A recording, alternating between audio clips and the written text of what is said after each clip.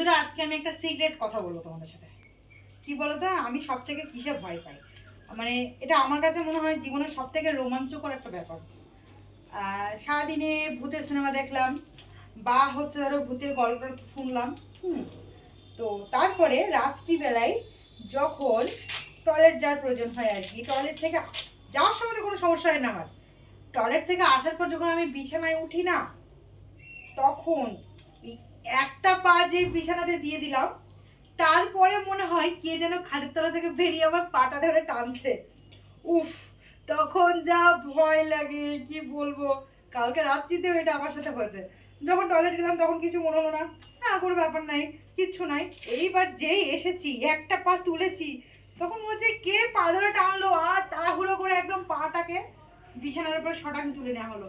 তারপরে মশারির ভিতরে ঢোকার পরে মনে হয় এবারে আর ভূত কিছু করতে পারবে না আমাকে, মশারির ভিতরে তো আর ভূত ঢুকতে পারবে না। তো এটা কার কার সাথে মনে হয় অবশ্যই কিন্তু আমাকে একটু